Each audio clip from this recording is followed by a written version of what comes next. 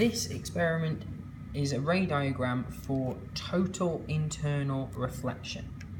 And we're trying to analyse under what conditions total internal reflection happens.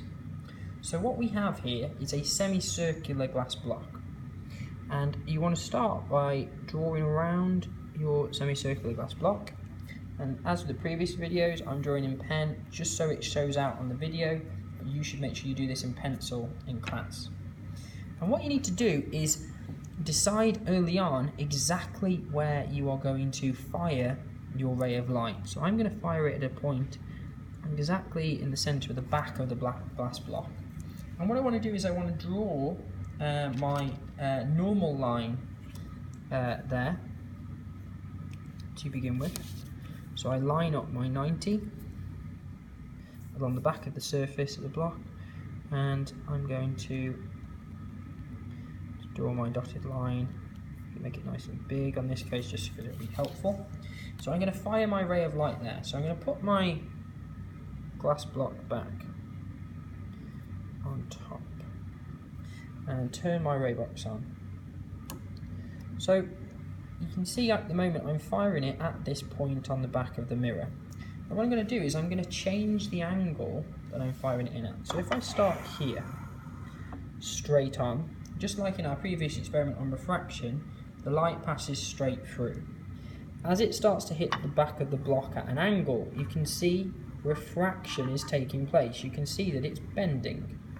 Now, I keep going with this, and I reach a point where all of a sudden you can see it's changed from the back of the block to being reflected out of the front of the block. You can see the beam of light here. It's very faint, but it is there. Okay. So what we want to do is be able to sketch these three diagrams. So first of all, let's have this position. Okay, and I'll make this nice and pronounced. So I want to indicate where it's coming out, and obviously where my ray of light goes in, and where it's hitting my surface. Next, what I want to do is I want to do it at that point where it changes over, which is there. So at that point, that's the changeover point. Okay, so I want to indicate my ray of light here, and then obviously if I go any further, we can now very clearly see that the ray of light is coming out here. So again, indicate with my 2 points and where my ray of light is coming out. So I'm just going to use a bit of light to help us with this so we can see what I'm doing. So I'm going to join up all of these points with the centre point of the glass block.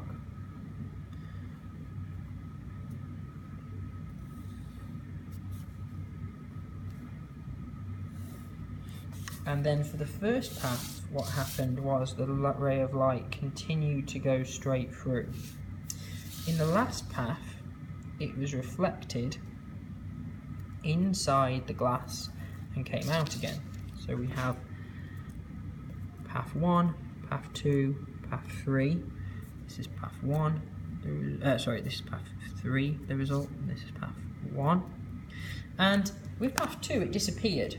And what happens in path 2 is the ray of light hits this point and then passes straight along the back here of the prism. The semicircular glass block, so that's path 2. So the thing that's changing here is the angle. So in relation to our normal, we have 3 angles that we can measure. Okay. Now the one that I'm really interested in is number 2. So I'm just going to measure number 2. So I line up my 0 along my normal, and I'm going to look, and it is for this. Just make sure it's as accurate as I can. 41 degrees. So from the normal to here for ray 2, the angle of incidence is 41 degrees. Now that point is what we call the critical angle.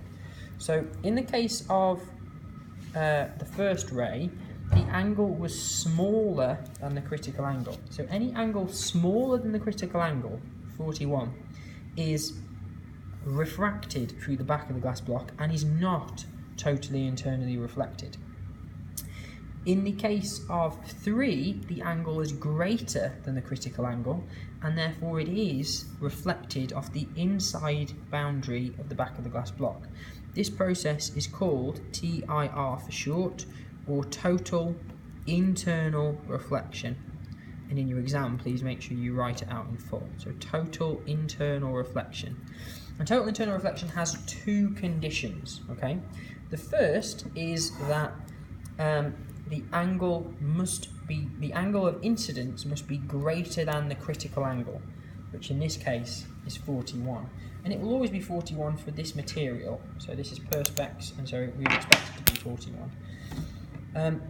If it's less than the critical angle, total internal reflection won't happen. The other condition is not necessarily obvious from this setup, but the material outside the glass block, so we have the glass block here, this material here, which obviously is air, must have a lower density than this material. So if, for example, I had a material here that has more dense, then total internal reflection wouldn't happen. Another way of showing this process of total internal reflection is in a fibre optic cable, and that's one of the main uses. So just to demonstrate that, I have a pathway that's going to just represent our fibre optic cable. So I'm just going to draw around this very quickly.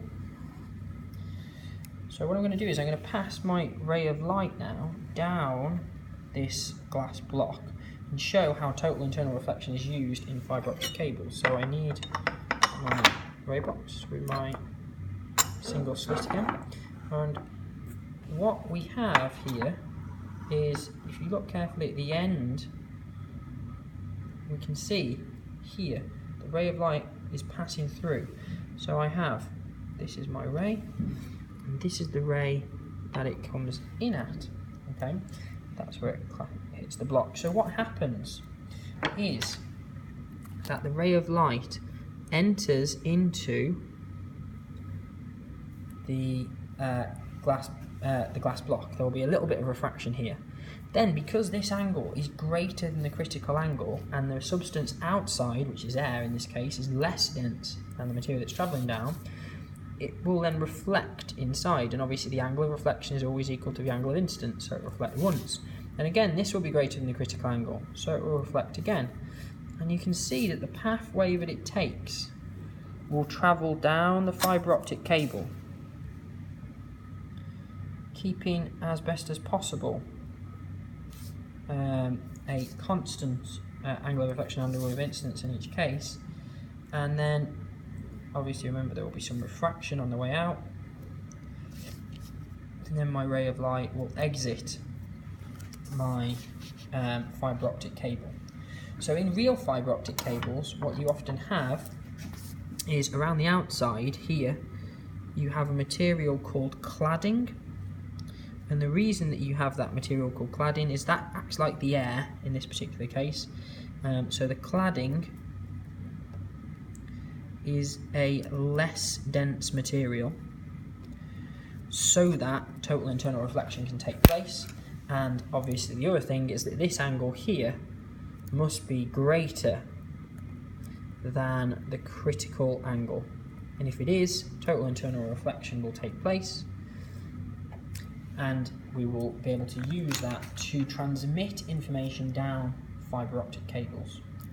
So that is total internal reflection. There are 2 conditions, and you should be able to draw and sketch the 2 diagrams that I've demonstrated. The 3 different versions for the semicircular glass block, and for, which is this, and for our fibre optic cable.